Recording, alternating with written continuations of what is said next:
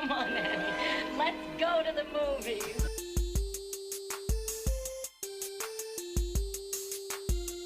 This is the Cinereelists, episode 560. My name is Kyle. My name is James. And my name is Zach. And we're here to talk about movies, movie lists, and movie obsession for the next hour or so. Season's greetings, guys. Thanks. Merry Christmas to you, Kyle. Early. Merry And Christmas. happy holidays to you, too. Happy Hanukkah, Zach. Thank you. It's not Hanukkah yet. Well, it's going to be. It's not Christmas It will. yet either, but I'm still saying it. When is the first day of Hanukkah? It's in like a week. All right. Well, happy Are you celebrating early it, Hanukkah. Zach? Are you celebrating it? Yeah, absolutely. It starts on the 18th. So You celebrate Hanukkah? Yeah. Since when? What do you mean since when? Like 30 years of knowing you. Man, someone's a Grinch. I didn't know Kyle's a Hanukkah Grinch. I don't think I've seen a menorah within your household. Well, He has you one need now. to look harder. Again, you hide it? I think you guys just haven't been around each other around Christmas time in a long, long time, I imagine. Oh, no, That's we true. have, well, not a long time, but we've been around each other at Christmas time. Really? And we've been accused of tipping over the tree in my house in high school when it was not us who did it. That was a Definitely long was time not ago. us. I'm talking about like within the last 15 years, Kyle. I know. I'm just saying we've never been accused of tipping over menorah. Just saying that. So. That would be much more dangerous. Well, I mean, it depends what night you're doing it. If it's like the first night, it's probably okay. But by the 8th night of Hanukkah, yeah, you tip that menorah over. It's got a fire hazard. How many candles are lit on the first night, Kyle? I believe 2, because you have the one in the middle, and then that one lights the other 8. Ah, yeah, you thought you were going to get me there. I did think I was going to get you. Yep. I'm more up to speed with my menorah traditions than you think. Speaking of which, I don't really know anything about Hanukkah other than the candle thing, which I Okay. don't know what it like means. And 2, that you guys give gifts on those 8 days. You guys, you know, Us guys? Jews. What do you mean by you guys? Man. Why do I feel like Kanye is going to show up on this podcast pretty soon? No. So I have a special surprise guest, everybody. So like, what's the symbolism of the candles? So this goes back into the intertestamental period Okay. where the Maccabees were having a revolt. You Oh ever yeah, heard the about Maccabees. Yep, Mhm. I remember them. Intertestamental. Yeah. No, And, Started a I restaurant. wasn't sure it was inter-outer testimonial, so I'm really glad you prefaced the one. Yeah. hmm I get that confused. Yeah. Yes. And so they were going to relight the fire inside the temple, right? The Jewish temple. But they only had enough oil to light it for one day, but it's supposed to not go out. And so instead, God did a miracle and made the oil last for 8 days. But they only had Okay. enough oil for one day. So it's symbolizing the 8 days of oil. It if it symbolizes was the miracle. the miracle of that God provides Gotcha. what is necessary for the moment. That's Sure. the idea. And the gifts? Just because it's fun to give gifts. I think people Okay. think of Hanukkah as like a major Jewish holiday just because it's equated to Christmas. Mhm. But as far as holidays go, it's not one of the major Jewish holidays. It just happens to be near Christmas. Which is the major Christian holiday. Yeah, exactly. Yeah. Gotcha. You know, what's the major ones like Ramadan? Well, that would be a Ramadan different would be religion. Muslim. Yeah, that would be Islam.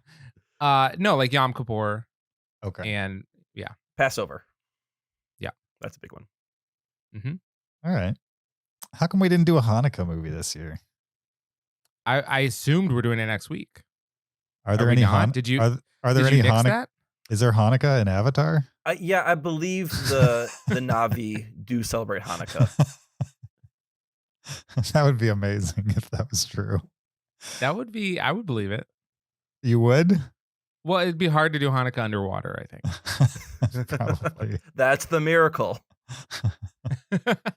That's what Cameron's been working on for 13 years. He cracked it. Yep. No, but seriously, are there any Hanukkah movies? There's got to be, right? Totally. There's Eight Yeah. Crazy Nights. Oh, we already did that one. Well, yeah, but you're saying are there any? So the answer is yes. Okay, you're right. You named me one. I'm I sure meant there like, are are there any we can do? I am sure there are Hanukkah movies that we can find Hmm. and do in the future. The question is, will we want to? That's the question. I mean, I think the question is, how inclusive are you, James?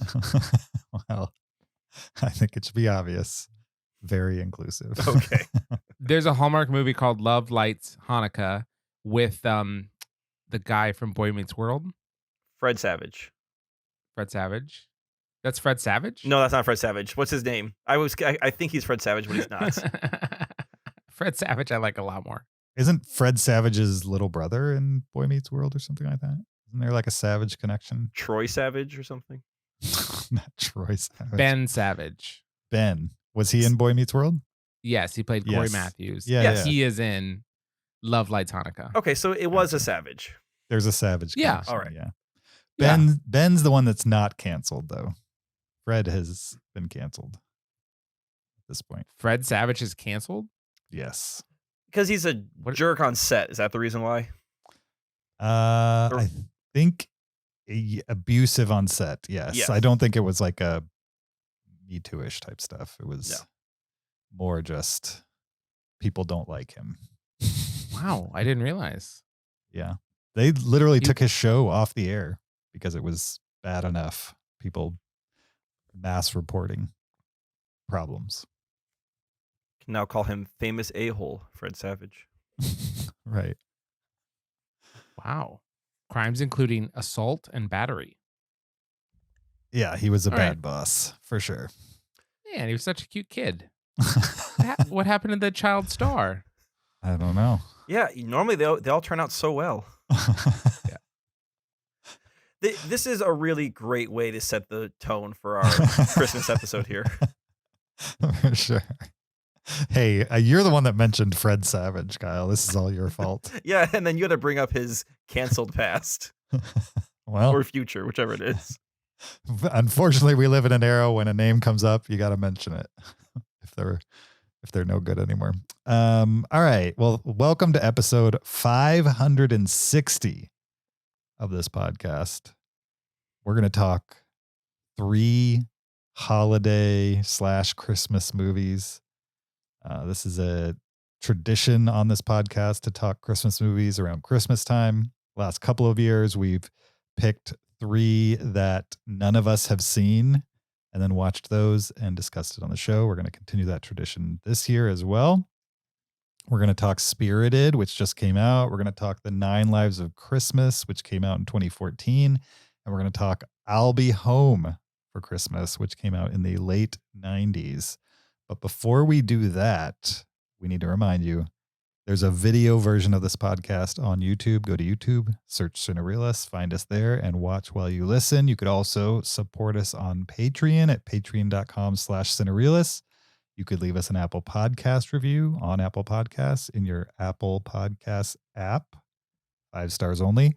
Or you could send us an email to heyguys@cinereelists.com, REEL with an S on the end. Send a comment, a question, a list suggestion, a movie suggestion, any of those kinds of things we appreciate via email and we'll discuss on a future episode of the show. You guys ready to talk Christmas movies? Oh, yeah. So much enthusiasm. I'm afraid if I get too enthusiastic, you're just going to soundbite it and use it in the future. So, yeah, that's all you get. No enthusiasm. No enthusiasm. All right, fine. The first Christmas movie that none of us had seen before this past week or so is a movie called Spirited. It's now streaming on Apple Plus, and we're going to talk about it right after this clip. So that's what we do. We haunt someone, change them into a better person, and then we sing about it.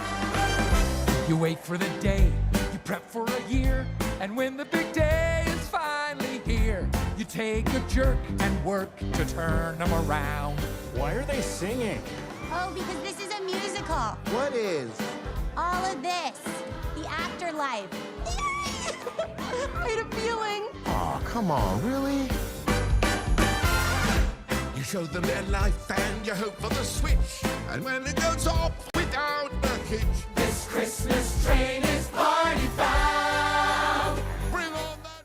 That was Spirited, a 2022 American Christmas-themed musical comedy film directed by Sean Anders and starring Will Ferrell, Ryan Reynolds, Octavia Spencer, Sunita Mani, Patrick Page, Marlo Barkley, and Tracy Morgan, amongst others. The official IMDb plot synopsis for Spirited is a musical version of Charles Dickens' story of a miserly misanthrope who is taken on a magical journey. Okay. I would say this is mean- a spin on A Christmas Carol. Right. I would have added a couple words in there, non-spoiler, that indicated that this is based on that, but it's not a straight telling of that. That gives you the feeling like it's a straight telling of it. Yeah, It's it definitely does. not that. So streaming on Apple TV Plus, like we said. Top line is Will Ferrell plays the ghost of Christmas Present Mm-hmm. in an organization where this group of ghosts has formed a collective that tries to redeem one soul every holiday season by taking them through, the paces, a la the classic Charles Dickinson A Christmas Carol story. Dickens. What did I say? Dickinson? You threw an extra, so yeah. You made a My Scandinavian bad. there. Charleston Dickens. Sure. So, so Will Ferrell plays Ghost of Present, and Ryan Reynolds plays the soul that's going to be redeemed in the year that this movie takes place, which they don't reveal, but we But can assume is it's- present time. It seems like present era, yes. Right. Meanwhile, Ryan Reynolds' character works for an advertising or marketing / PR business and is basically just kind of a jerk who will ruin anybody's life in the pursuit of being a good PR person, good PR spin person. And the movie goes on from there. Will his soul be redeemed? Can Will Ferrell do it? And the big thing is he's unredeemable. He's like, his file is Mhm. marked unredeemable. Yeah, like evidently they evaluate people over the course of the year, and they really only go after souls that they can redeem. And so if you're marked unredeemable, they just don't even try with you.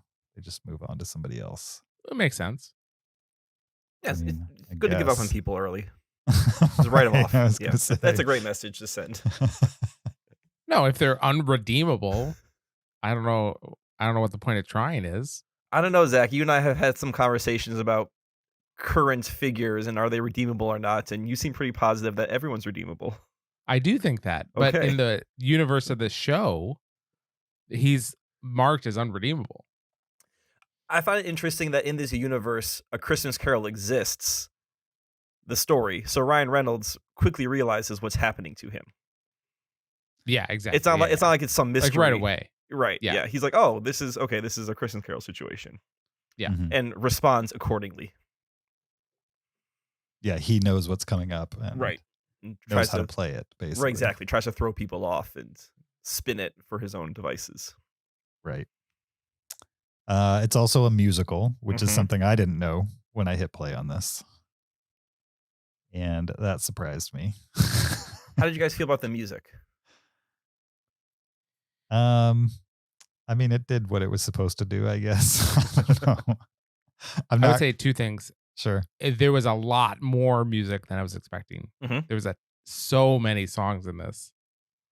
And it seemed where everyone really gave it their all. Mm-hmm. I mean, it was very enthusiastic, highly choreographed. Like, Mm-hmm. some of the people I wouldn't describe as like traditional showstopper singers, but they but they all went for it, and so I wouldn't appreciated describe that. any of them as showstopper singers. So I was kind of evaluating the three because Will Ferrell, Ryan Reynolds, Octavia Spencer, they give us the most songs. Mhm. Yeah. Of those three, Octavia Spencer was by far the most talented as a singer. Mhm. Will Ferrell I would somewhere in the agree. middle. He kind of like I don't think he has a great singing voice, but he knows how to sing and he has that showmanship. And then Ryan Reynolds can't sing. He was kind of speak singing the whole way through, but he still gave it his all. Like he wasn't phoning in his parts, even though he really can't sing. Will Ferrell had to keep everything at kind of like at like a 3 out of 10, to stay like singing. Right. Because if he ever tried to like really go for it, I think he would quickly break and fall apart. He So just he like start shouting. he was very much contained, all of his singing. I would say Yeah, overall his performance is pretty contained. Like there's only a couple moments where he really got into like those Will Ferrell shouts and come-ons and things you kind of expect from characters that he plays. Yeah, I enjoyed him a lot in this. I agree. He was more of playing like his Buddy the Elf role in that level of energy. Yeah. And not, I don't know, Bobby whatever, Talladega Nights, Ricky Bobby, that kind of energy. Yeah. That being said, what did you guys think of Spirited in general? It was fine. This is going to be the problem with all these movies. Like all three, they're Christmas movies. They're all unoffensive, but Yeah. they're nothing that I'm. The gonna question I ever want to know rewatch. is, will this become a Christmas classic? No. I don't think the music's catchy enough for it to become like The Greatest Showman or something like that. I think it's too long. It's not an easy one to pop on. It's over 2 hours long. Mm-hmm. And there is this subplot where Will Ferrell, the ghost, is in love with Octavia Spencer, the human. And that kind of drove the story to a halt. Like anytime it was focused on the Christmas Carol stuff and the Ryan Reynolds, Will Ferrell interplay and their spin on Christmas Carol, I really enjoyed that. And then I've nothing against Octavia Spencer, her performance, but just it seemed kind of weird that they had to add this love story to it between a ghost and a human.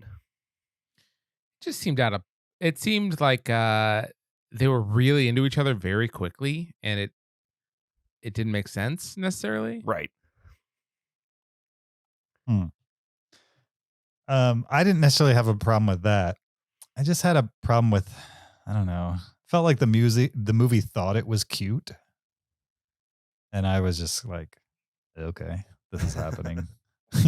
Like none of it like seemed particularly interesting or like inspired. It's a twist on the Dickens story, and that's the only way you're really going to get me to watch one of these movies ever again. I think I've seen enough of A Christmas Carol, and the Muppets already did it, so who cares if anybody else does it, type of thing. And then this came along, and I was like, all right, this is more like Scrooged or something like that, where it's like very loosely based, and it is loosely based for sure, but I just didn't find it to be all that clever or funny. And if the singing's not going to be great, then why am I listening to it? Because I don't like musicals to begin with. So it kind of feels like you gotta make a couple of those pretty good for me to ever want to come back to this. And I'm not mad at the movie, just it happened. Yeah. One element of this movie that just feels really played out to me is this like the ghost like collective, like bureaucracy or whatever that's like planning everything. Yeah. I feel like we have covered that enough between like The Good Place and Elf and Arthur Christmas had an element of that. That did, yep. Yeah, and even what was like that? Loki and was, like I think Didn't we watch a Santa movie where like Mel Gibson played Santa or something. Yeah, that was Fat It- Man. That felt like this. it was Fat Man, and yeah, he had a whole like assembly line going on also, like a whole factory. Yep. Yeah. So that element just felt very played out. I did like the twist on the Christmas Carol type of stuff. That all was kind of fun. And I did enjoy the production design for like how they would switch between stories, like as they're presenting images of life. They'd have like sets kind of roll in or Uh-huh. like they had really cool transitions basically. I was not Yeah. amused. You didn't like the transitions? I mean, it was fine. to go off that point, this is like the whole idea is like it's this big like ghost production where there's cast and there's crew and there's sets. And I do agree. Like when they'd roll the sets through or they'd have doors that open to other rooms, I thought that was pretty interesting. But I don't need to see any more of like, what if this was a bureaucracy? Because like Zach said, it's played out. And it's not just in Christmas movies, it's in everything right now. Yeah, and I don't really have an issue with that. I think maybe I think I'm over Ryan Reynolds like as a smarmy guy. He's so good at it though. I know, but you can be good at something and people can still get bored with it. I think that's where I'm at. I think I'm just unimpressed with that. Yeah. And I haven't seen a Will Ferrell thing where it stood out as like exceptionally funny, like his shtick either, in quite a while. And I don't think it's much different than what he was doing 10, 15 years ago. It's just a lot of time has passed. He's done it for a long time. And it's just like, I don't know. I think I was just, maybe I just watched this in a bad mood or something. Although I don't feel like I was in a bad mood. I was just like, okay. Are either of you big Tracy Morgan fans? I liked him on 30 Rock. Okay. He was funny on 30 Yeah. Rock. And I, he was I good on never SNL watched too. 30 Rock. You didn't. Okay. But he just seems like I can't think of another actor that's more of a one note kind of actor. I feel like I there's like one thing that he does and that is it. Mm-hmm. Am I wrong here? Am I missing something in the performance? No, I mean, I talking think like he's kind of like sort of not sort of spaciness or just Sounds dumb and passionate. Yeah. I guess. I mean that was his 30 Rock character. And didn't he play Tracy Morgan on 30 Rock? Was he playing a version of Yes. himself? Okay, I thought so. Yeah. I don't know if he was playing a version of himself, but he was playing himself Yeah. on that show. And that's how his stand-up comedy used to come across when he used to do stand-up. I think that's generally just who he is. And so people write stuff for him. And if you want somebody to act like Tracy Morgan, you go get Tracy Morgan type of thing. Which is kind of how Will Ferrell's character is cast and how Ryan Reynolds' character is cast in this. And I don't know. I just feel like I want something new, right? Who's the next Will Ferrell? Who's going to give us the next Elf where it's like something we've never seen before? That's great. I think we're overdue. Timothy And, Chalamet. like, not that Tracy Morgan was going to give it to us, but I think at this point I've given up on Ryan Reynolds and Will Ferrell giving it to us at this point. Yeah, well, I'm still on Team Ryan Reynolds. I like him a lot. I think I like him as a person. I'm just got not sure I charisma. need to see him anymore. I don't, he didn't bother me in this. I don't think he was too smarmy. He wasn't going full meta or full he wasn't doing any of the fourth wall breaking. I thought he kept his smarminess at a appropriate level. Same with like Will Mhm. Ferrell. He kept his shtick at an appropriate level. Tracy Morgan was just doing his thing. But I thought they all toned it down for this movie, which I appreciated. Can I tell you two things I did not like about this movie? Sure. Please. One was there's a particular plot point with the Ghost of Christmas Past that I just found really icky. Oh, What, I don't necessarily need to name check it. I know Hmm. I know what you're talking about. It just that left a bad taste in my mouth. I did not like that. Anytime that came back up, I was like, ugh, I don't like that. Anyways. I don't know what you're talking about. Oh, you have no clue. Evidently, it did not bother me one bit. James What- was James, on his what phone did the- during this movie. What happened No, I wasn't. with the Ghost of Christmas Past and Ron Reynolds during the haunting? Think about that in your head. Sure. No, I know what happened.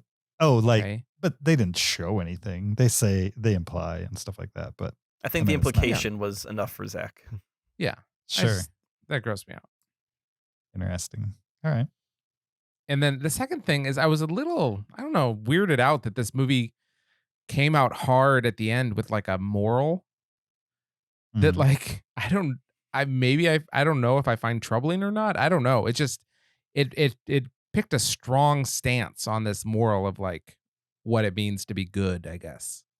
I don't know. It was just it seemed strange for such a fluffy movie to like have a strong opinion about like be good, but like you really only have to be a little good every day to be good.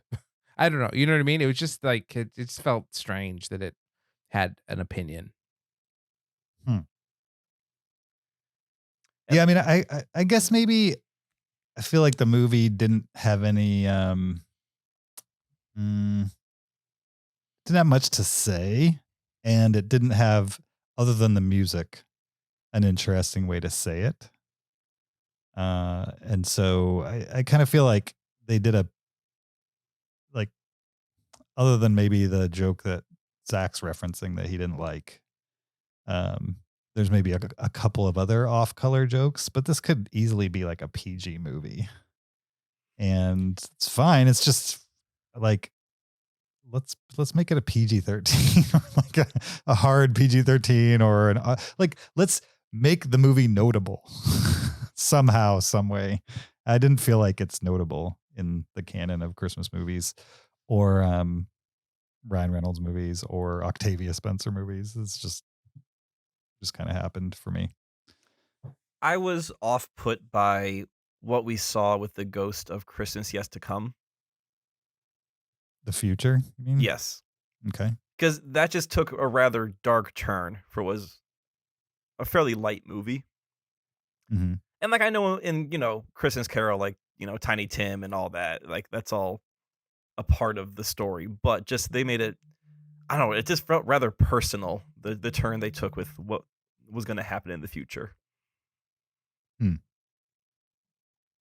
I don't even remember what it was.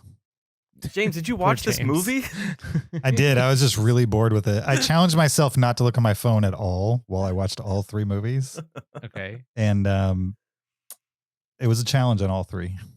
Let's just say that. Well, I don't think you need to take that challenge on anymore because it doesn't help you recall the film. Well, Because movies all have to James have is thinking is how much I wish I could look at my memorable- phone right now. movies have to have memorable things in them for me to remember them. For sure. I did. There wasn't much in Spirited Away. that Spirited. stuck in my Spirited mind. Away. There was a Spirited. lot. Now, Famous. there's a lot that I think is memorable. Like that, there's a song in the middle where they're in like Victorian England or whatever. Good afternoon. Yeah. Yes. That song's going to be like, people are going to like that song a lot. Yes. The only song I remember is the one that Will Ferrell doesn't sing at the beginning because he doesn't have to. Remember, he like starts a song and then the guy's like, okay, I'm saying yes so that you don't have to sing this song. And then they move on. That's the only song you remember? I mean, it's the only one that had a joke to it that was funny. Which they then played that song over the credits in its entirety, but you probably didn't get that far. I did. Okay. Are you sure it was that song then? I don't know. Exactly. Okay. I did not follow that it was the same song, but I did make it to the credits. I liked the joke when they said, "In my time, the leading cause of death was January." Yeah. that was probably the one that made me actually laugh out loud. Yeah. So 2 hours and 2 minutes, one joke got you to laugh out loud. No, I would say I chuckled and harumphed a few times, but Oh gosh. I only got one good. Like one good ha, and that was from that joke. I don't think I even got one. Zach? I probably laughed during this movie. Okay. Probably. Probably No, you don't laughed. remember anything in particular you laughed at. I but- did. This was a 2-night watch. I fell asleep during it. Oh, what a great movie. He fell asleep during it. I feel like I'm the one who actually watched this movie. James was Riveting. thinking No, about his phone the James, whole time. Kyle, I remember everything about this Okay. movie. Zach was sleeping. It was a 2-night watch. I actively didn't look at my phone, Kyle. How dare you? Yeah, but you were thinking about your phone. How could I not? There was nothing else to think about. There was a whole movie in front of you. I know, but it wasn't that good. Man, this is, if you didn't like this one, I think we're going just downhill from here. I think one of the problems is, like, if I watch a Will Ferrell Christmas movie, I'm gonna compare it to Elf, and I love Elf, and Elf's still funny. I've seen it probably a dozen times. Still funny. And as I watch this, I can't help but compare it because there's the dude on the screen. I see Ryan Reynolds on screen. He's mildly entertaining in this, but there's so many other better Ryan Reynolds things where he's playing essentially the same character. So why wouldn't I rather just go watch those things as well? And you know, Octavia Spencer killed it in Hidden Figures. I should just pop that in instead of watching this. So you only want to watch actors in like their best role. I'm saying I like to if you're in Hidden Figures. I don't want to see anything else from her. if you're gonna hire Will Ferrell to do his Will Ferrell thing, and you're gonna hire, all these actors to do basically what they do in other movies, then you can't blame the audience for comparing those performances to better versions of that in other movies. So I will say, I don't think this is Will Ferrell's normal shtick. I felt like this was a departure from Agree. the normal kind of Will Ferrell stuff. We saw a little bit of Will Ferrell towards the end when he was getting really exasperated with Ryan Reynolds. I think it was still just like the wide-eyed guy who doesn't live in the real world, who is very idealistic and occasionally speaks loudly to people. That was not the performance we got. That's what I got. He was pretty toned down through most of the movie. He was pretty It's toned down low enough that I was bored by it. Okay, well, I can't wait to hear what you had to say about the other ones. That's amazing. I didn't like Okay. it. Again, I didn't hate it. It's designed to be liked. So I fought it the whole way. But I think eventually I gave it a 3. Oh, wow. All that for Oh, man. A 3. see. I obviously like this movie more than James, and I also gave it a 3. Wow. I think I gave it a 2.5. And you probably liked it the most. Yeah. Well, you guys are haters. What can I say? Well, you have I hate it 3, I liked it 3, and I loved it 2.5. So I didn't say I hated it. I know. All right, that was Spirited. Another movie we watched for the first time was a Hallmark movie that was released in 2014. This was Kyle's pick. Kyle forced us to watch this. It's titled The 9 Lives of Christmas. We're going to get into it right after this clip. Action. Okay, great. Now maybe above your head. Yeah, perfect. Great.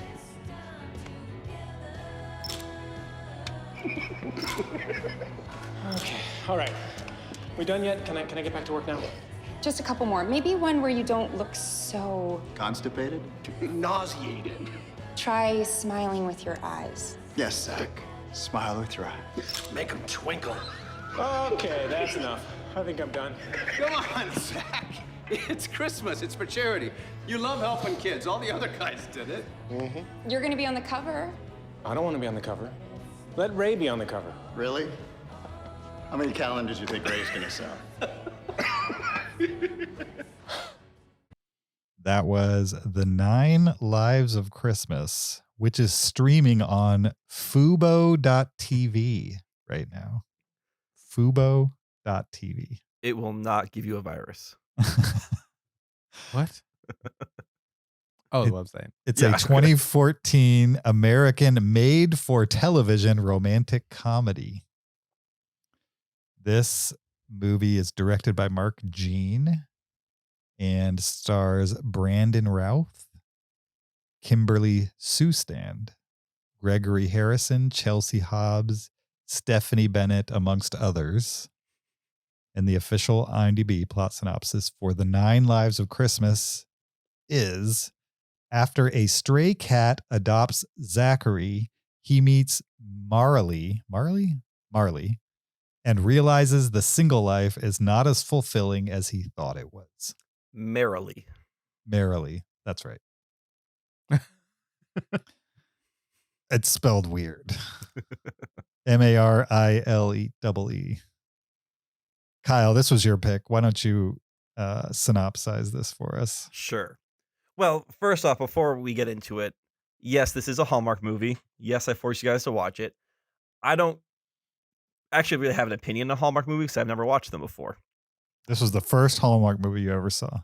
To my knowledge, yes. I'm sure I maybe have actually seen one before, but to actively watching a Hallmark movie, this is the first time. Sure. I had trouble finding a movie for us to watch because you guys have done this a lot already, which is totally fine. But all the interesting ones, I think you guys have covered for the most part. So I just said, you know what? We're going to go Hallmark. People love Hallmark movies. Let's see what all the fuss is about. And I found this one. It's had decent ratings, and it had a name I recognized. Superman himself, Brandon Routh. Everyone's fifth favorite Superman, probably. I think he's maybe my third. Okay. So I'm like, you know what? Let's go for it. 9 Lives of Christmas. Let's see what the fuss is about. And yeah, I mean, this is it Roth or Routh? It's Routh. It is Routh. Okay. Brandon Routh plays a firefighter, a confirmed bachelor, doesn't want to settle down, doesn't want to commit. And he gets adopted by a cat, and then meets Merrily, who is a veterinarian in training, who teaches him about how to raise the cat, and then through circumstances they become roommates, and then finally they fall in love, as a rom-com goes. Sure. And apparently it's a Christmas movie because there's trees everywhere. But this movie didn't feel very Christmassy to me, besides the setting itself. Oh yeah, we're supposed to rank these on how Christmassy they are, right? We should probably do that at should we do that now or at the end, rank them? Let's do it at the end. Okay. We can do it at the end. Okay. Yeah. So yeah, I mean, for what's supposedly a Christmas movie, I think you could remove all the elements of Christmas from this movie and it'd still be the exact same movie. Oh yeah, absolutely, 100% agree. Right. It didn't feel like there was no talk of Christmas spirit or the Christmas mood or Christmas miracles. It was a rom-com set around Christmas. And I use the word rom and com very lightly. That's lowercase rom-com. Sure. Yeah, I mean, you could remove Christmas from the movie. I'm not sure I understand the title either. Like, I understand 9 Lives is like a cat thing, but like the cat was never in danger or anything. So I'll admit, I was hoping there'd be some like supernatural thing going on with like the 9 Lives of Christmas, or they have 9 chances. No, there's nothing. It's just about cats. My wife and I were trying to count if they ran into each other 9 times. Mm-hmm. You know how they kept running into each other over and over again? We were like, did that happen 9 times? Sure. But I don't think that. I don't think this movie is that well thought out. So it's just that it's a cat pun and that's it? It's a cat pun. Yeah. I think this movie is made for cat people. Well, and so I think the idea is not only the cats have 9 lives, but there's 12 days of Christmas. So put them together. There's a numerology thing going on. Yeah, it's a numerology and thing. If you subtract 12 from 9, 9 from 12, you get 3, right? And then everyone knows that Superman is a god on Earth. So he makes up the Trinity. Oh, we're going places. There were a lot of Superman references in this film. Were there? Yeah. There were a couple. I don't know about Where? a lot. I don't think I picked up. I took a lot of notes because I got bored, so I had to start like writing things down. But Wait, can you read your notes? Just I would love verbatim? to. All right, so I wrote down, I don't do commitment. That was one of the lines he said. Just in case you weren't sure where he stood on relationships. He was so silly. He had like, he had his friend being like, how come you're always with these beautiful women? And then like he'll just casually be with a beautiful woman. And it doesn't fit his personality at all to be this like anti-commitment hound dog. Right. Yeah. Like I didn't get the sense that he was, a Lothario or anything like that whatsoever. Yeah. Yeah. I counted the number of commercial breaks because this is obviously made for TV. They have built-in commercial breaks. I was trying to find a pattern. No pattern to be 9? found. Were there 9? No, there's only 7. Oh. And the first one did come for 18 minutes. So I think they're really trying to hook you. Like, we want to get you invested. So we're going to give you 18 minutes commercial free. And then after that, it's like every 10 minutes a commercial comes on. So Did you write that she's like has 1 year left before she's a veterinarian? And she also works at a pet store. yes, she's in vet school and the pet store. And she just loves animals. Yeah. So much. His girlfriend Blair was this very one-dimensional, stuck-up model with rich friends. Like, you were supposed to hate her right away. Sure. And she's blonde, so obviously we're supposed to hate her too, because in these movies, in these stories, there's always the brunettes or the heroines. I did like Kimberly Sustad or Sustad or whatever her name is. I thought she was very charming and watchable in this movie. Yeah. Yep. I would agree. I mean, there's not much heavy lifting required from anybody in it, but I think what was expected of her, she did great with. Yeah. My absolute favorite part is at one point he goes into her apartment while she's being questioned by the apartment owner about her cat, Mm-hmm. and he flashes his fireman's badge like it's a police badge, Mm-hmm. which I don't know if those exist or not. On the bottom is like his badge, and on the top is like a picture ID, and in the picture ID he is wearing his fireman's helmet and his fireman's jacket. Like, and you think for an ID you'd want to not have your like heavy gear on. Sure. But, Yeah. So I got a kick out of that. I actually had to pause. He's like and, holding an axe. right, like posing for his picture. Yeah. And I do assume that all these movies end in a gazebo. Well, this one certainly does. This one does, yeah. I couldn't figure out what the temperature was supposed to be outside during this movie. Because they're all wearing like bundle up clothes. Well, like at some point, but they would do like a people standing in line, and like one guy would be like bundled up, like, sipping coffee, and then like Brandon Roth would be there in like a Henley and a vest, and it's like everything's green, and I'm just like, is this? It's supposed to be winter, I guess. Is it cold? Where are we? This movie had more questions than answers. sure. So Yeah, I don't even really remember. I don't remember Christmas being in this movie. Sure, it was.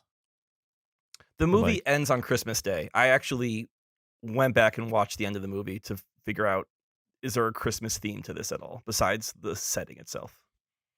Sure. And are there like Christmas decorations throughout the movie? Oh, yeah. There's a tree.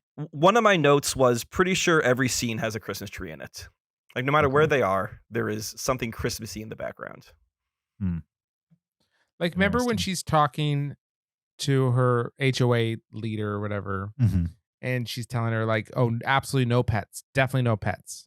And then she's like, don't worry, I don't have a cat. She goes inside, goes to the huge bay windows by her apartment, and like picks up her cat, and is just like talking to her cat in front of the window, Yeah. with the tree right there. Yeah, I mean, the writing in these is formulaic, Uh-huh. and I don't know if it's necessarily bad, because if you know how they make these movies, it can't possibly be better than what we saw on screen during the 9 Lives of Christmas.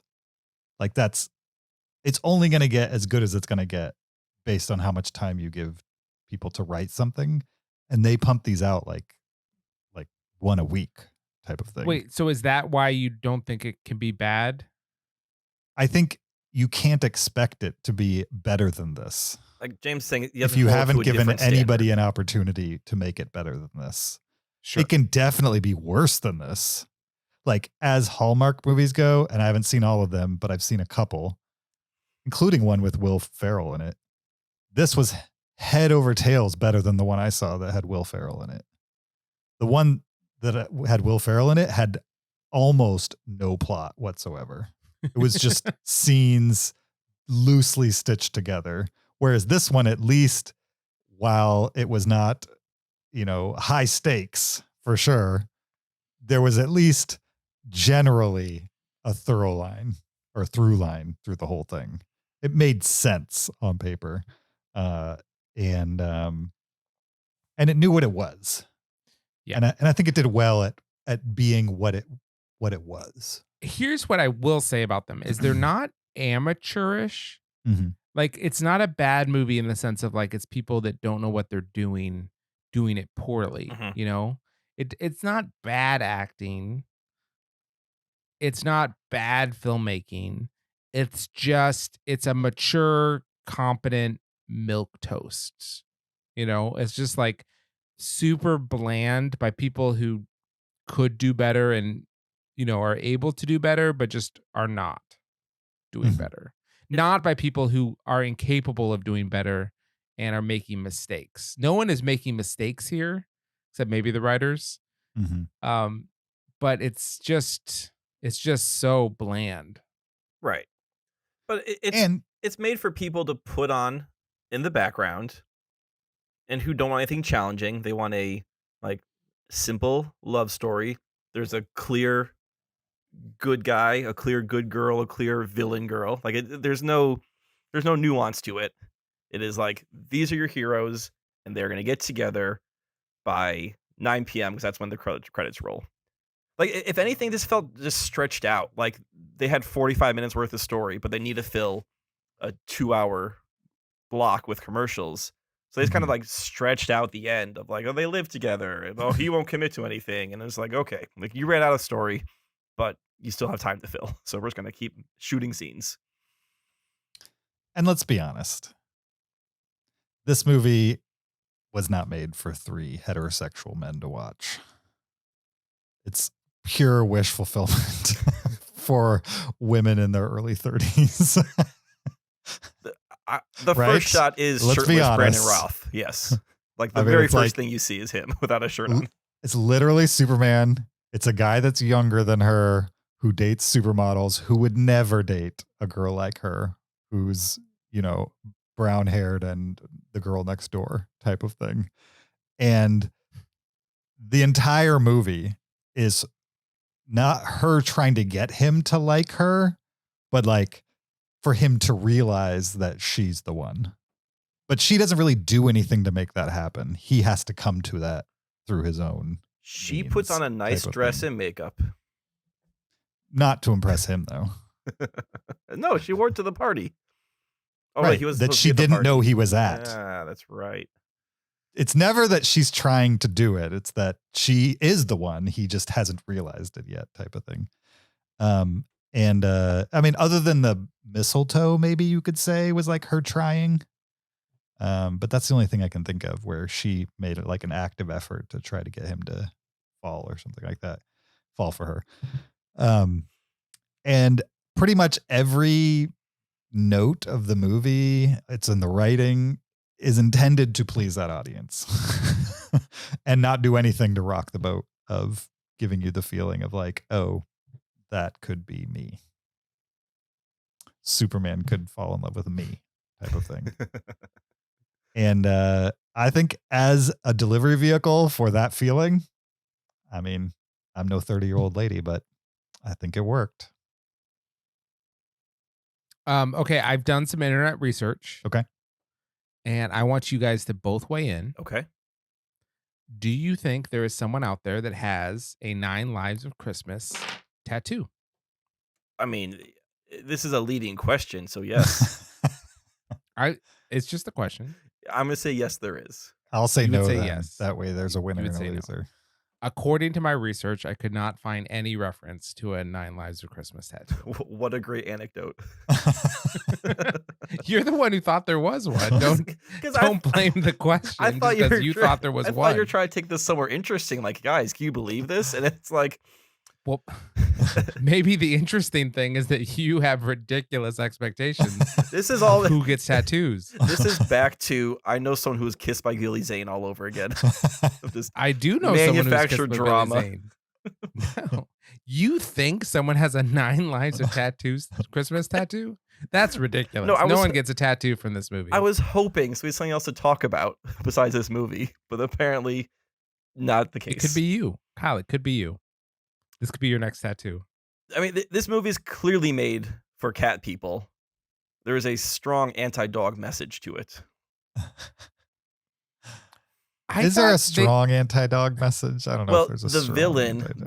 the mean model girlfriend, she does not like cats, and she says, "I'm more of a dog person." Oh, so one line makes it anti-dog?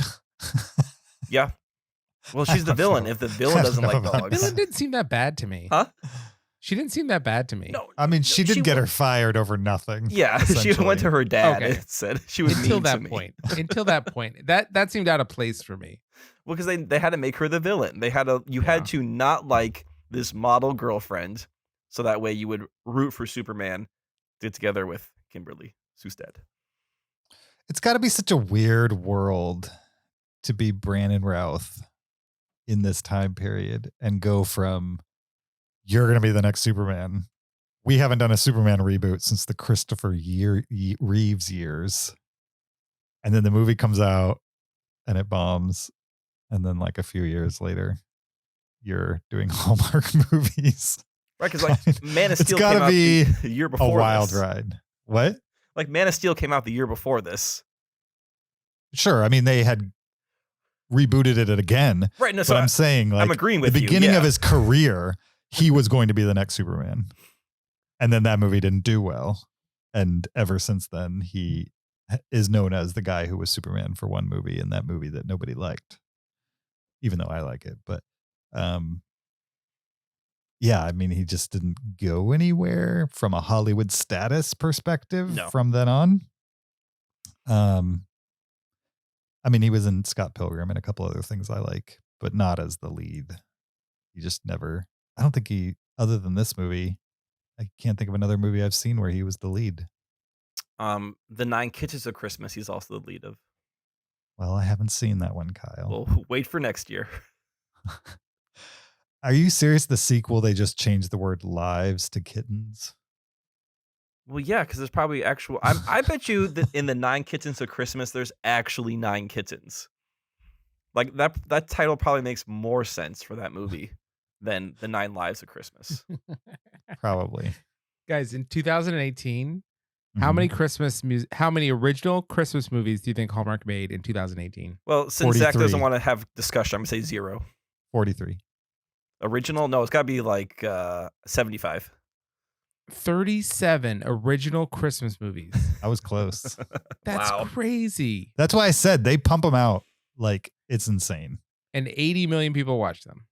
Yeah, it's 37 specific movies about one holiday. if you click on Kimberly Sustad on Letterboxd and you look at the movie she's in, it's Has she been in a ton? 9 Lives of Christmas, 9 Kittens of Christmas, A Bride for Christmas, Christmas to Starlight, Sense and Sensibility in Women, Lights, Camera, Christmas, A Godwink Christmas. It goes on. I mean, I'm still scrolling. So I want to say, yeah, she's in a good 15 Hallmark-looking Christmas movies. Sure. I remember hearing Will Ferrell talk about his experience doing a Hallmark movie, and when he did it, he only agreed to do it as long as they agreed to give him 0 special treatment. And so he was like, I want you to pitch me the same way you would pitch any of your actors. and I want you to spend the same amount of time on the script, and I want to not get a special trailer or anything, just same schedule as what you would normally do. He's like, I want the Hallmark movie experience. And so he did it that way. And that's where I heard that they spend less than a week per script writing them. Oh, writing them. And how long does it take to shoot them? I think it depends on what's in the movie. Okay. But I don't think it's very long. I think they generally, from what I understand, if you are a hardcore Hallmark movie person, Christmas movie or not, you will eventually recognize locations because they recycle easily accessible locations. I bet you they're all shot in Canada too. Like this one was shot in Vancouver. I wouldn't be shocked. Yeah. Wherever it's cheap to shoot. Sure. So at the very end, he drives to the gazebo to proclaim his love in a fire truck, which seems like a gross misuse of resources right there. And then there's this running theme throughout the movie about how mountain lions like mate for life, and the male mountain lion like climbs on the highest peak and, you know, yelps or whatever to attract the female mountain lion. So she runs up to him, and then he climbs on top of the fire truck and says, "This is the highest peak I could find." It's a ladder fire truck. Like, this is the perfect moment to get that ladder out, like spend some money in the movie to like have one cool shot, climb up on that ladder and do your whole thing. And no, he just climbs on top of the truck and says, "This is the highest peak I could find." And I was so I was hoping to see a fire truck ladder. Like, give me something here.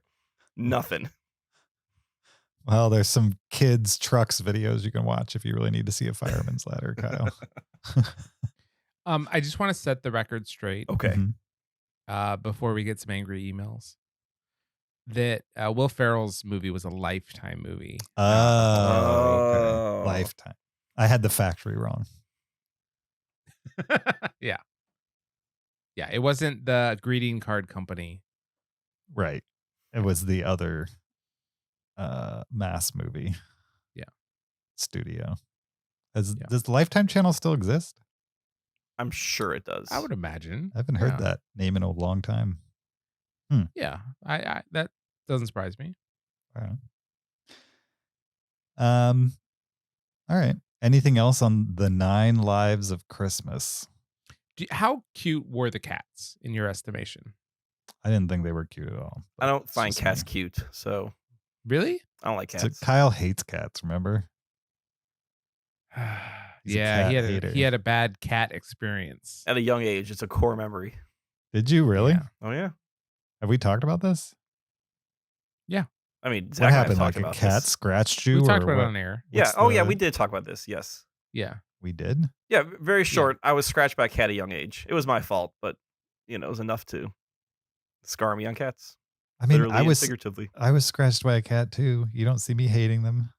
Well, were you 3 or 2 or something like that? I don't remember. There you go. So don't probably. I can't believe something that happened to you when you were 2 or 3 you're still holding on to.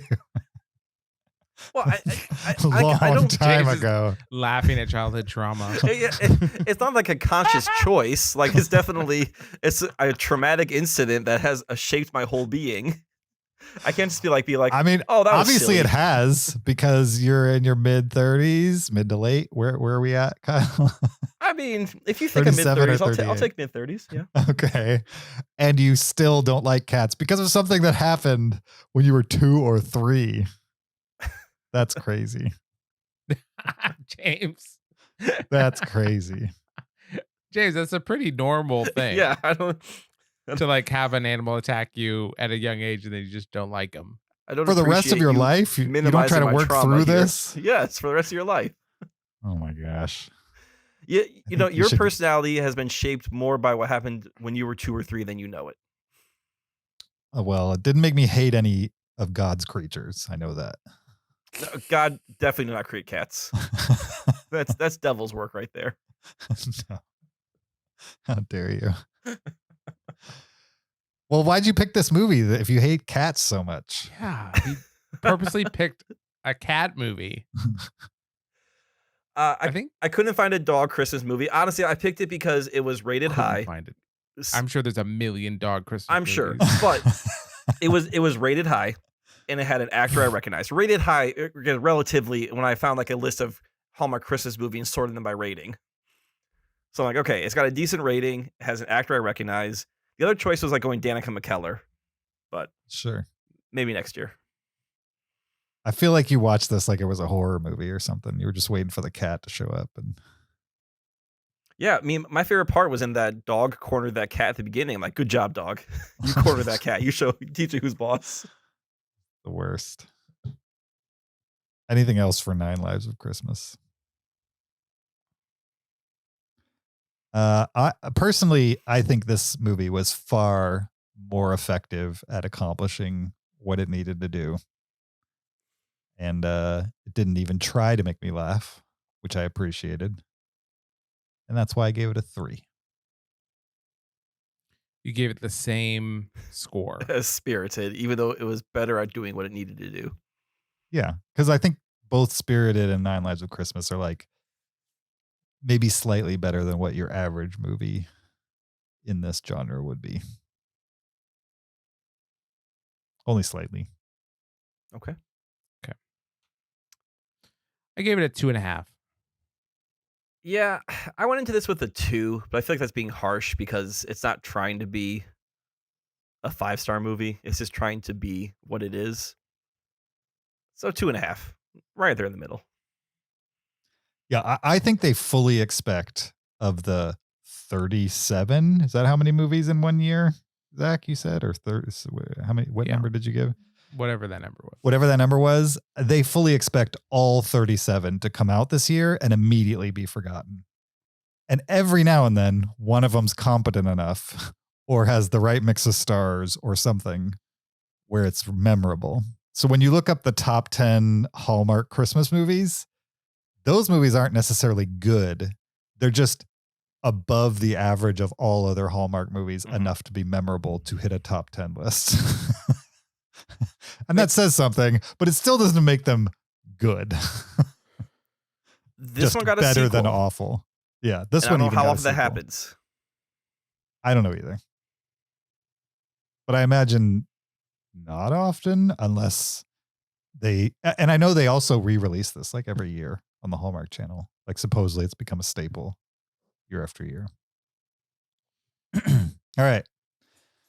A 2, 2.5, and a 3 for the 9 Lives of Christmas. The final Christmas movie we're going to talk about this week is from the late 90s. It's titled I'll Be Home for Christmas. It's on Disney Plus. We're going to get into it right after this clip. You know what I've always wondered? What? Out of all the planets in the universe, how is it that this is the only one that spawned intelligent life? Yeah. You know what I always wonder about? What's that? How come more breakfast joints don't serve your food right in the skillet? Like Denny's. When you think about it, they give you your meat, your eggs, your spuds right in the pan, man, that rocks. Or like when a homeless guy, he comes up to you and he says he's the Messiah, and then he asks you for money and you're just like, you know, you just want to walk away, but then you think to yourself, what happens if he is the Messiah and I'm just blowing the dude off? Think about it. That was I'll Be Home for Christmas, a 1998 American Christmas family comedy film directed by Arlene Sanford and starring Jonathan Taylor Thomas, Jessica Biel, Adam Lavorgna, Sean O'Brien, and Gary Cole, amongst others. The official IMDb plot synopsis for I'll Be Home for Christmas is: a college student faces an impossible journey when he is left stranded in the desert thousands of miles from home with no money and only a few days left until Christmas. That actually sounds like an interesting movie. Where was that movie? I mean, you add what this movie actually is to that plot description. It's far less interesting than just reading the text of what this movie's about, for sure. Kind of sounds like Jerry or something like that with a little Christmas spin. Oh man, Zach, how much do you want to see a Gus Van Sant Christmas movie? Oh, I would love that. Yeah, so this is a Disney Channel. I don't know if it came out on Disney Channel, but I'm sure it played plenty of times on the Disney Channel. This had made for TV feel on it. Yeah, but I don't know if it was. I think it may have. I actually come out in theaters. Really? It has a box office of 12.2 million. Wow. All right. Released by Buena Vista Pictures Distribution. So it actually had a theatrical release of some sort. Yeah. Budget And of $30 million. it's basically a vehicle for Jonathan Taylor Thomas, who was coming off of his Home Depot fame and Home was Improvement. Home Oh my Depot, God, Home James. Improvement, same thing. Is James having a stroke on this episode, Zach? Do we I need am, to for call sure. someone? He was at a real Lowe's, and they thought this would, they targeted this film to see if he could. Yeah, so he was on a TV show and he was kind of like a Tiger Beat, regular. What's a Tiger Beat regular? You don't know what Tiger Beat is? The teen magazine. The teen magazine. Yeah, please. Tiger Beat. Please search Tiger Beat on Yeah. your computer right now. Tiger Beat. I will. What is Tiger Beat? It's like a It's a teen magazine, magazine for like tween girls of like. right, to tear out Why is it called photos of Tiger boys and Beat? put them up on the walls of their bedrooms. I don't know why it's called Tiger Beat. I didn't name it. I Does think it was everyone know about named Tiger like Beat? in the 50s or something. I mean, obviously James and I know what Tiger Beat is Wow. I know because I had 3 sisters. I don't know why you know, Kyle. because I grew up in the '90s and there was girls who had pictures of JTT on their lockers from Tiger Beat. Yeah. I'm trying to think. I think there was another type of magazine too. Not Tiger Beat, but like another name. Yes, in that same vein. Right. Yeah, so like there are these magazines, Zach, of just pictures of Boys. boys. You're right, but like actors, like JTT, and people of that pedigree. Yeah, this is absolutely a Jonathan Taylor Thomas vehicle. Yeah. Mm-hmm. Yes. Zach, I think this was your pick. No, I picked Spirited. This was your pick. Oh, this was my pick. Okay. Oh, I thought this was Zach's pick. No. No. This seems like a Zach pick, Evidently was not a mine. James I pick mean, at all. Both of those were on my list of things I wanted to see, so that works for me. Okay, so in this movie, Jonathan Taylor Thomas is a college student. I guess that's what the plot description said. I was trying to Question figure mark? out whether he was a college student. They I couldn't fully tell if he was a college student or if he was like at some kind of boarding school. Or they something. are supposed to be college students, but there's strong high school vibes to the school that they are at. Absolutely. Well, because they have lockers. They have lockers and bullies. Like, But they, And Yeah, they're but they locking have kids in dorms. lockers. I don't know. There's dorms. Dorms with lockers? Well, the lockers I think are at the school, and then there's dorms, right? Because remember when he like bribes his way into his girlfriend's room and then like lays in bed with her? yeah, Yeah, I do remember that. Are you saying that wouldn't have happened in high school, and so this is obviously a college? Is that what you're saying? Or Yeah, I don't think that's happening at high school. I mean it's happening at prep school, but these are supposed to be college students. Yeah, Just it's shot at a college. high school with. I mean, these actors weren't even college age when they made this movie, which is the other weird thing. yeah, I mean maybe that's the other reason why I couldn't tell whether they were in college or not, because they didn't feel like college students. I think Jessica Felt Biel like was high schoolers. 17 when she made this. Yeah. Anyway, so this guy, he is kind of your Ferris Bueller archetype, I would say. He's like the kid at the school who has a lot of people wrapped around his finger. And he is kind of flashy, but all style, no substance, Yeah, I yep. guess. He's like a Zach Morris kind of Right. character. Yep. for sure. And then but he does not want to go home. he does not want to go home. His parents are evidently, or his dad rather, is very rich, I guess, and gives him anything he wants. His dad's newly remarried, and he does not like his stepmother, even though he doesn't even know her, essentially. And he's dating the character played by Jessica Biel, who's kind of your good girl who just wants to go home for Christmas. And instead he wants to take her to Cabo or something like that. To Mexico, yeah. To He Mexico, wanted 2 tickets as a surprise. Yeah. which was ridiculous. I love in this movie that they trade tickets in. Like fine, I'll just trade those tickets for New York tickets. Like, you could just call up the airline and be like, hey, I changed my mind. Can we just switch those? Yeah. Right.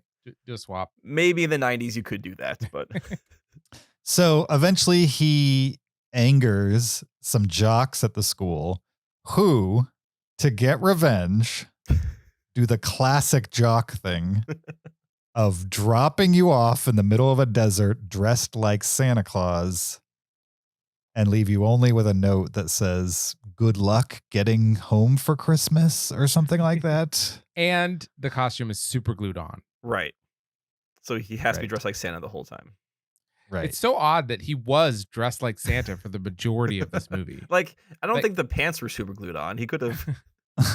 Well, just for something that is a vehicle for him, you'd think that they would try to make him look attractive the entire movie.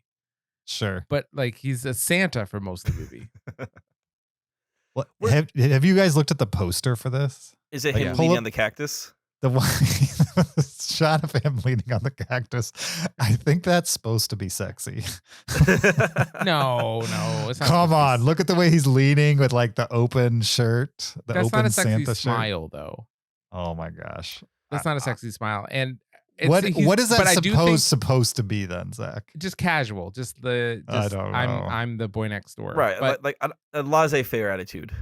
I don't think they were thinking about the fact that cactuses are pointy and that's a funny image. You shouldn't lean on one. Yeah, I think they were just like, oh, he's leaning on the cactus. I don't think there's a wink and a nod that like you would never lean on a cactus. Right. Sure. Well, it's obviously Photoshop. Like, he's not. It's just him leaning on something, and then they put it on a cactus. Do you know what the slogan for the movie is? The tagline? No. Let's hear it. This Yule, be cool. Oh my gosh, the worst. Were these bullies trying to kill him? Like, dropping someone off in the middle of the desert in wool garments is a great way to like disappear a person. Yeah, I mean, the whole scenario seemed like a strange way to kick off a movie, I would say. Do we say why he had to get home for Christmas? Why he changed his mind? No, we did not. I don't If he got remember. home by 6 p.m. on Christmas Eve, his dad would give him his car. Not just any car. What was it? A Porsche or It was something? a Porsche, a 1959 Porsche. Were you guys paying attention or taking notes? Oh, I wasn't taking notes. I was not taking notes. I was taking notes. I was taking it all in. Yeah, so he has to get home by then.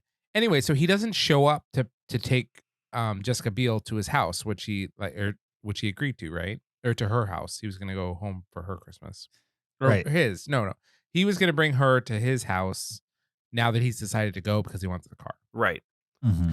So she just agrees to get a ride home from like this guy that she can't stand. Because he has a car. And he's also driving to car. the East Coast. Yes. And this is a guy that's like repeatedly hit on her, right? And it's like a 5-day drive. Yeah. Yeah. Who drives home for Christmas break? From LA. Who goes From you're right. I mean, that would be, you would use most of your vacation driving there and back. And he's pretty like 90s creepy the whole way there also. Yes. Of like, you're going to fall in love with me. And, you know, I can only rent one hotel room, that kind of stuff.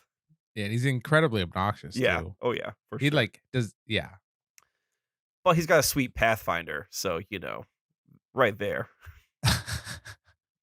but that does not impress her much.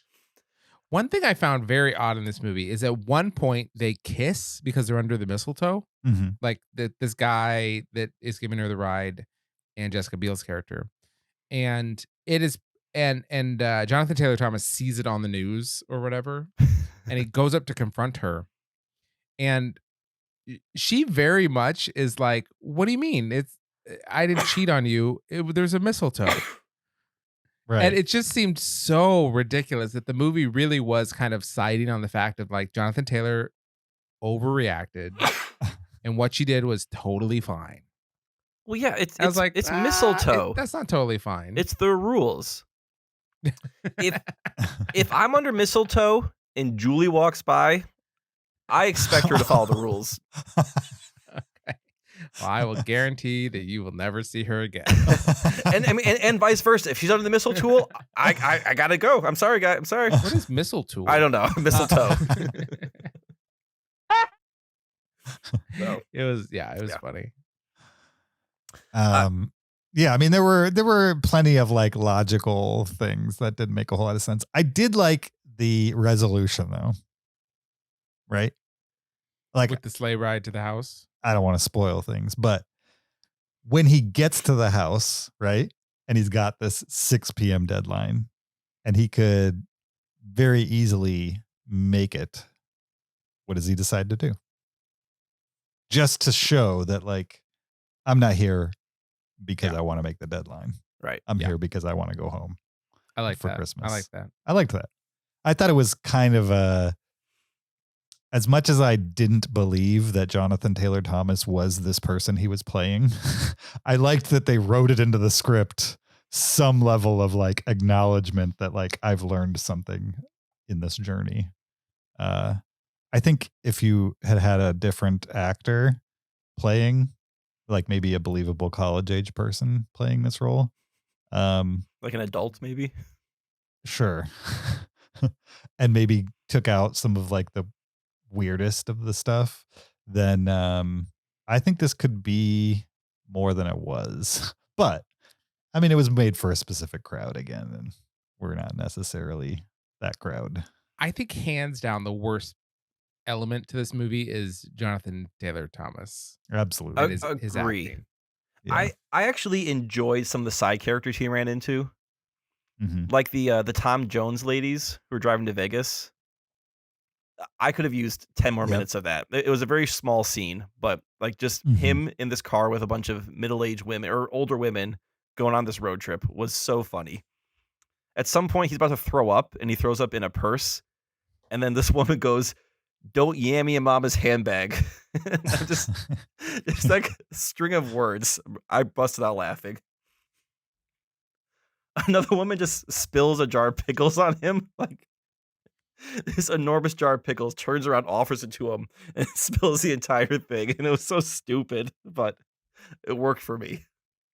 Yeah, I mean, I think the whole movie was kind of stupid, but you know, what can you do? No, but this movie is exactly what I wanted it to be. I enjoyed this movie. I had fun watching it. And I would rewatch this movie over the other two. You think it has the most rewatchability to it? I do. Okay. Absolutely. It was a strong Jessica Biel performance. Yep. I mean, they didn't have her doing much. I mean, she acted disgusted pretty well. Sure. I guess. This was the funniest of the three movies, I would say. I found this funnier than Spirited. Yes, I would agree that it was the funniest and it was the most inventive. Like I liked his journey as far as like, you know, Pee-wee's Big Adventure style road trip movies. It certainly doesn't eclipse that movie, but I liked the style of it and the idea of him kind of bouncing from situation to situation and trying to move his way across the country. I liked all that stuff. I just didn't believe any of this was happening at all. You know what I mean? This is just kind of like a alternate reality movie, which is fine because it wasn't able to trick you. Right. No. It's made. But who do you think this was made for? Teens, basically? I would say this is made for the Tiger Beat crowd.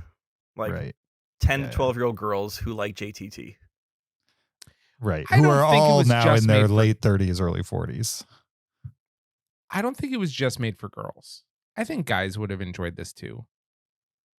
I think Home guys Improvement- can, but I don't think that Home was. Improvement was a show that like boys would watch too, and they were probably fans of Jonathan Taylor Thomas as well. But I'm we can not agree this disagreeing is with you. made for kids, though. Yeah. Like this, not even a family. Like it's family friendly, but it's definitely a kid movie. Like a teen movie. Yeah, well, yeah, or tween. I want to say kid. I mean like tween. Like yeah, middle school, that kind of age. I think when they made this movie, they were like, I can't imagine they thought about dudes at all, to be honest. I don't think I think they wouldn't mind if guys liked coming to it, but guys were not buying Tiger Beat and putting its face up on the wall. If that wasn't happening, there wouldn't have been this movie. You know what I mean? Jonathan Taylor Thomas was not famous enough off the back of Home Depot to star in a movie that was released in theaters, and he's the guy in the movie. That was, the direct result of him being a heartthrob to young girls. I guess I just disagree. I think that he's a lead in this movie instead of some other actor, right? Because he was popular among tween girls at the time. Yeah, sure. Right. So that's why he's the actor rather than a different actor. Mm-hmm. That's exactly what I said. I think, yes. Right. But that's why he's in it, but not why this movie exists. I think this movie exists because they make silly Christmas movies for kids, you know? Fair enough. And I think guys enjoy those too. Sure. But you can make this type of movie and not in this type of tone and not casting that type of actor and still have it be this kind of movie. Like Ferris Bueller's Day Off. You can get a Matthew Broderick type who's not only known for being a heartthrob. And you can give it a higher production value, a little more sentimental value, a little more, a little less like crass humor, not super crass, but like mildly crass stuff. I mean, he's vomiting in the backseat of a old lady's car in this movie. And there's a couple times where you're like, okay, this is like the most PG version of this type of crass humor you can get to without clearly one of the guys he gets a ride from is a stoner. Right. They can't say without that. actually showing it or saying it. Yeah. Right. And that's all fine.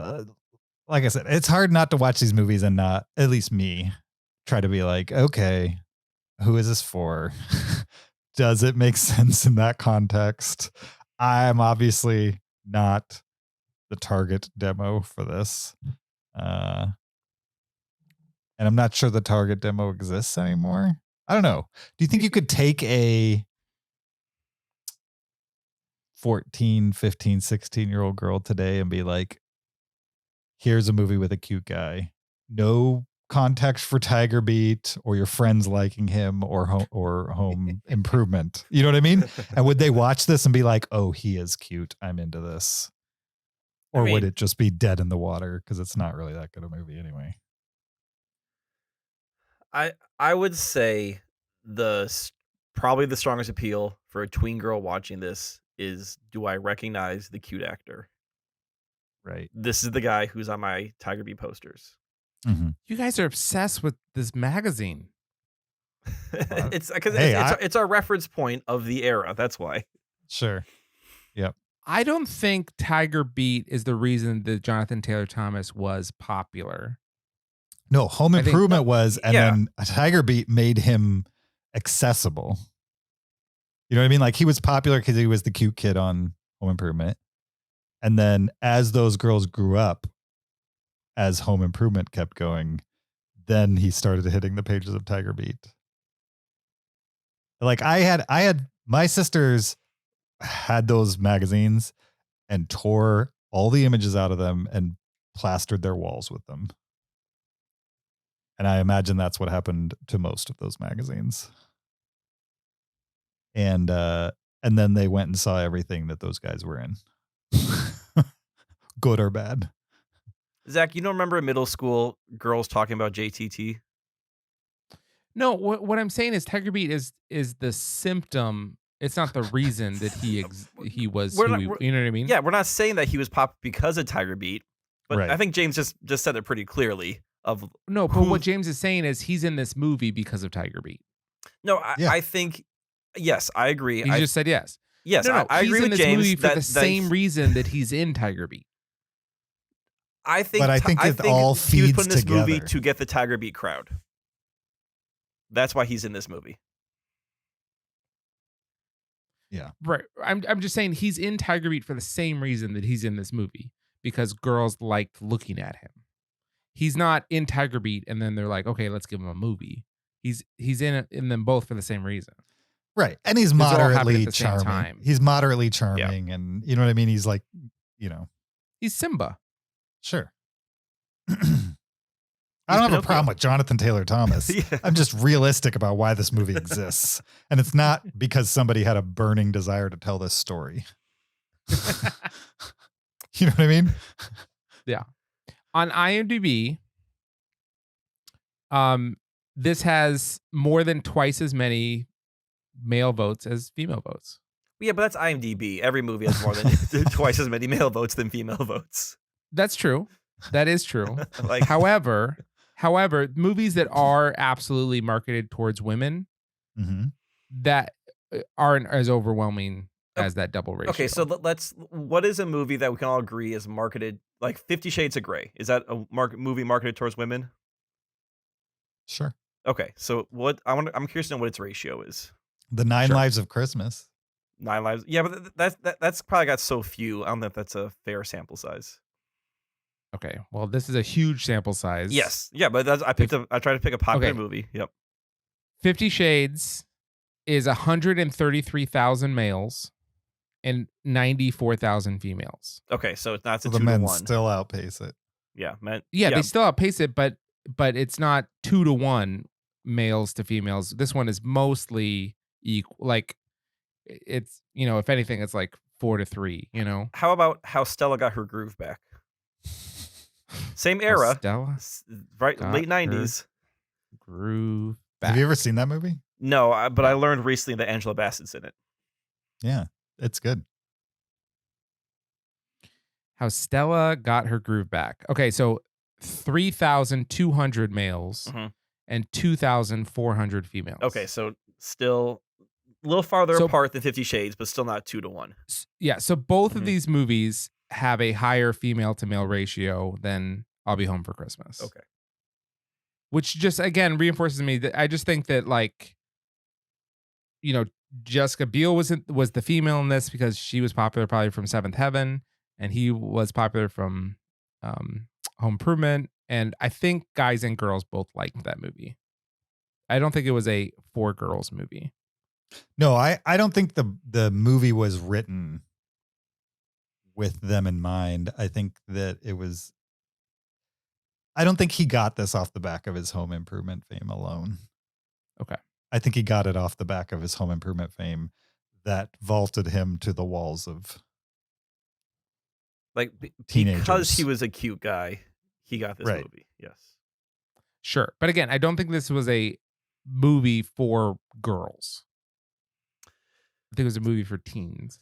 Wait until I IMDb this and we find out that Tiger Beat produced it.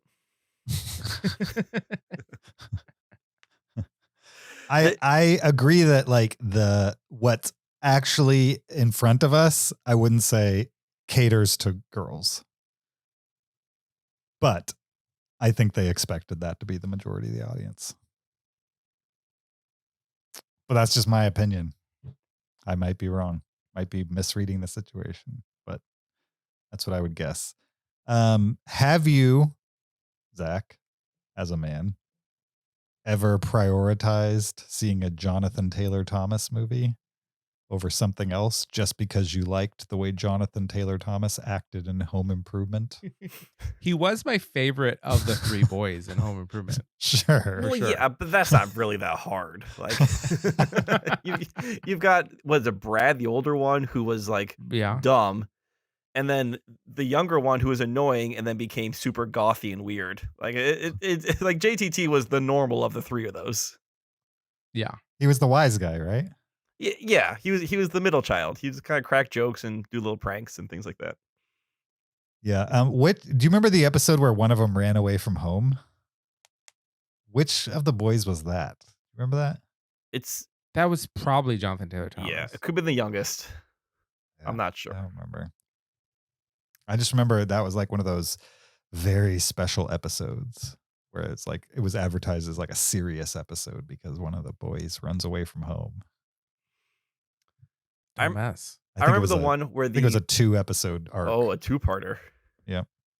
You remember the one that what? Where this is kind of later in the run where the youngest sibling was now like a teenager, Mhm. and he was into like the goth and the occult, and he was shooting a movie with his friends, and they were gonna use like his dad in the movie. He was gonna like stab his dad, right, Mhm. for the movie, and they were convinced that he was actually gonna stab him with a real knife, like that their son was gonna sacrifice him on camera because he was that much into the occult. Huh. And the kid's like, no, I'm just making a movie. And that was, I don't know, it had like very special vibes to it, but it was just a weird episode of like, we think our son's gonna murder us on camera. Sure. Yeah. This movie did have scenes that took place in Wisconsin, Mhm. which you don't see Wisconsin in movies very often. Sure. So I had to do a little deep dive just to figure out, like how much research was done by the producers when making this movie. So that he ends up in Ridgeway, Wisconsin at one point, which is a real place. It does exist. And there's this like running of the Santas going on, like a Santa 5K. So I Googled, does Ridgeway, Wisconsin, are they famous for a Santa 5K or something along those lines? The answer is no, not that I could find. So that's to be made up. And then this is the point where he decides to finally go home for Christmas. Yeah, I think he talks to Jessica Biel. He's like, okay, cool. I'll take the next flight out. And he hails a cab to get to the airport. Now, Ridgeway, Wisconsin has a population of 450 people. I doubt they have cabs. And Dane County Airport, which would be the closest airport in this case, is 45 minutes away, which would be an interesting cab ride to take. And then obviously, once they were there, whatever airport they shot in was not Dane County Airport whatsoever, which it never is. Every time I've seen a movie with the airport in Madison, it's not Dane County. Someday I'll see one. Do you guys want to hear what this movie was originally titled? Yeah. It was originally titled I Won't Be Home for Christmas. Oh. Oh, a little obstinate there. Yep. And according to Variety, in an article they wrote in 1997 about this movie, Disney had the script rewritten from a 20-something star vehicle to tailor it to Thomas as a senior in high school. Oh. So he was... And Huh. it's supposed to be a Ferris Bueller type prep school upperclassman. So I think maybe it was high school. Because they don't say in the movie. I kept waiting for them to be like, we're at Arizona University or something like that. They never say. Yeah, It's a high school. they were or in college. LA. Right. But they don't name a school, high school or college. Yeah. Now I'm almost curious if so you never remember them naming it or mentioning college or anything along those lines the entire time. I was confused fairly early on whether it was a college or not. Oh, and then same I was here. watching Yeah. for it, and I don't remember them ever saying specifically. I mean, you leave the school fairly early, so. My first note is, are they in college? Question mark. So when we originally talked about watching this, the reasons were Jonathan Taylor Thomas, young Jessica McBeal, and also despite a Rotten Tomatoes percentage, a low Rotten Tomatoes percentage, people like this movie and like rewatch it, and there's like a nostalgia attached to it, although none of us had seen it.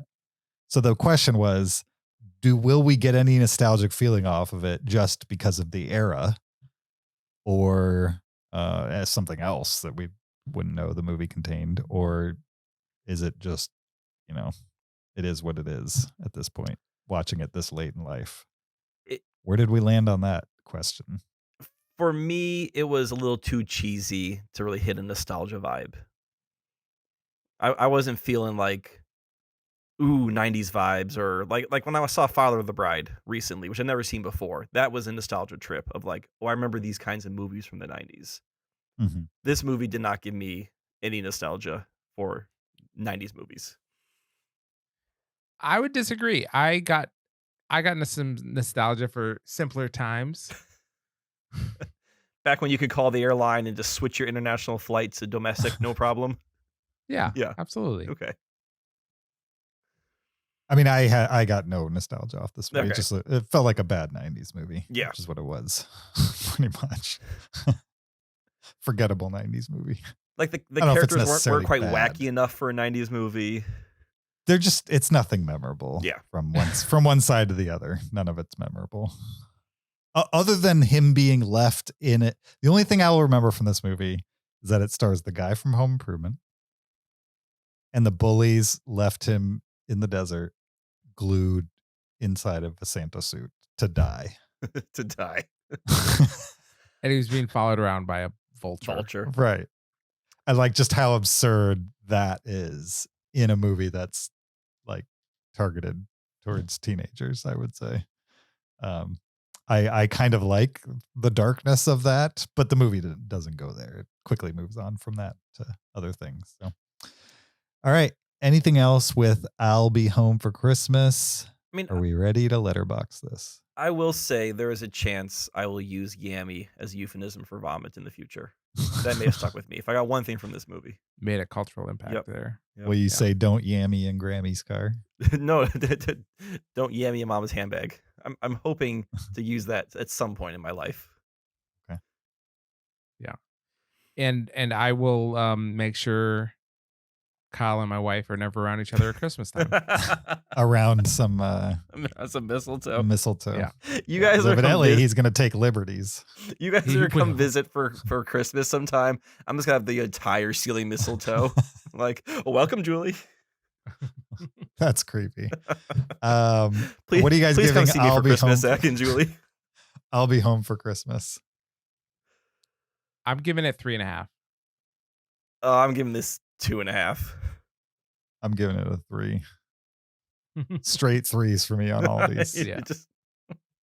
Okay, but you do have to rank them on how much you enjoyed them, and then also how Christmassy they were. I would say we got 3 pretty Christmassy movies this year. I think definitely the least Christmassy is The 9 Lives of Christmas, because you could just take the trees out of that one and it would be just a simple love story that has a cat in it. So that leaves I'll Be Home for Christmas and Spirited. And I would say probably Spirited, because it's all about, it's the Christmas Carol. And that is closely associated. I don't know. There's lots of Santa, I'll Be Home for Christmas. I don't find the Christmas Carol story very Christmassy. It's definitely associated with Christmas, but it is Christmas adjacent. I'll give you that. Yeah. But also Going Home for Christmas is pretty Christmassy. And so I'll say I'll Be Home for Christmas is my most Christmassy. Do you guys agree or disagree? Yeah. I agree. Yeah. I agree. I think they had the strongest Christmas message of family and Yuletide cheer. And going and like I liked the stepmother thing at the end. Mm-hmm. I mean, it wasn't very well earned or anything, but I liked that it was like, it had a little bit of a message that was like, okay, let's not hate people just for existing. Let's at least get to know them and then hate them later. All right. And like you said, the message of that movie. He makes a choice to be late because it's not about the car. Right. Yep. Spoiler alert. Yes. Spoiler alert for I'll Be Home for Christmas. Cool. Well, another successful year of Christmas movies, guys. I think next year we should only do foreign films. That should be the rule. Okay. 3 Christmas related foreign films. Zach, does that sound like torture to you? Yeah. I just went to tigerbeat.com. Oh, that I exists? clicked a link. Yeah. And I clicked a link. Uh-huh. And a website came up. Maybe it's one of my browser extensions that says, "This is not a link that you should click. You should close your browser now and alert whoever sent you this link." You went to tigerbeat.com or you went to Google and searched Tigerbeat? I went to Google, searched Tigerbeat, and went to tigerbeat.com. And then I clicked a normal link on the front page. Is it possible they don't have a lock? Maybe they just don't have an SSL certificate. I don't know. Sometimes also, it gives you that, and there's really nothing nefarious going on. Yeah. Huh, interesting. All right. If you guys have a Christmas movie favorite that you don't think we've seen, so basically it has to be one that's off the beaten path because we've seen most of the majors and a good deal of the middles, I would say. But if you have one that you think is relatively obscure, or maybe there's one that's popular in your country, but you don't think it's carried over to the US, we'd love to hear about that. We're always on the hunt for good movies that are Christmas based that none of us three have seen. That's the challenge, is none of us three can have seen it. So thank you for listening to this episode 560 of the Cinereelists. We appreciate your listenership. Don't forget, you can find us on YouTube. Subscribe there. Support us on Patreon. We'd appreciate that. Leave us an Apple Podcast review or send us an email to heyguys@cinereelists.com. REEL with an S on the end. Next week, we will be discussing the movie Avatar. The Way of Water. It's actually coming out, guys. I know we've all been waiting with bated breath. It's finally happening. Sequel to Avatar, which I'm looking forward to, and the reviews are great so far. Like, so far, people are saying like, "Oh, all right, we doubted him. He did it again."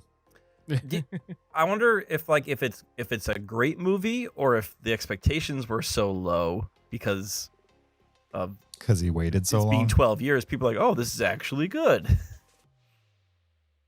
Yeah, I think the first Avatar is actually pretty good, but I think people forget about that because I don't think it's the type of movie you have to rewatch a bunch.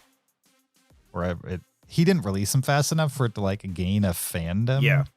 Over time. It's like it came out and then it fizzled because nothing else related to it came out.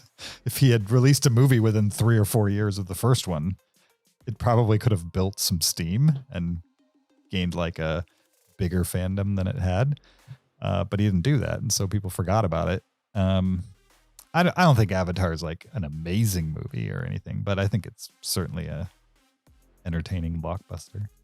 And I'm guessing, based on what I've heard, that's what the second one is. As long as I'm entertained for 3 hours and 15 minutes, I'm A-okay. Same here. Same here. So if you want to do a little pre-watch, that's the movie we're talking about next week. You could also follow us on social media on Twitter, Facebook, Instagram, or TikTok at Cinereelists, or you could follow me on my personal Letterboxd or Twitter account at YoJRB. You can find me on Twitter or Letterboxd at Shaubin. You can find me on Letterboxd at PeterSKB. We'll see you guys next week. Until then, keep it Cinereel.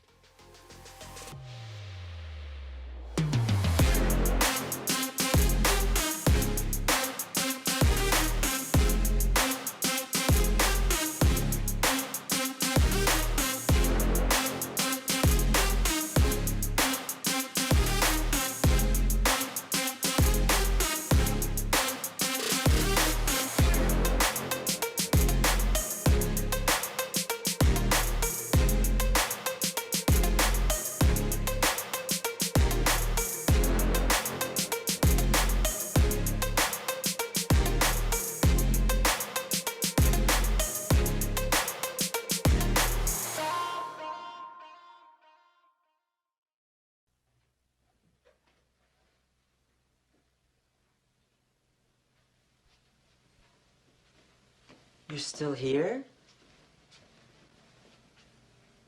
It's over. Go home. Go.